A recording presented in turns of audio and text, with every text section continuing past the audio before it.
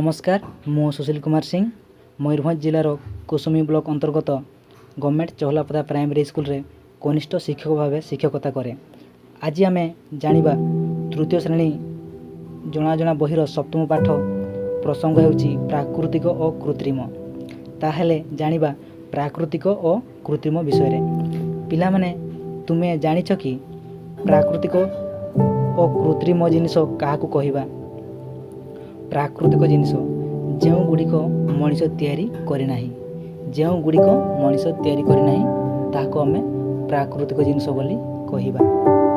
यथा पहाड़, माटी, बाली, गड़ी, पत्थर इत्यादि एगुड़िक आम प्राकृतिक जिनिस बोली कहिबा। तापर देखिबा कृत्रिम जिनिस, जो जिनिस गुड़िक मनीष तैयारी करथाय, जो जिनिस गुड़िक मनीष तैयारी करथाय ताको आम कृत्रिम जिनिस बोली कहिबा।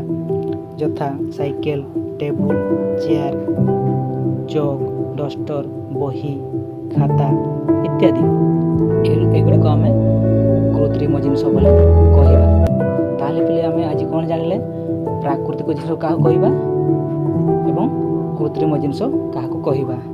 बुझिल पिले? तेबे आम भिडियोटी आपनको केमिति लागिला निश्चय कमेंट करके जणैबे। धन्यवाद।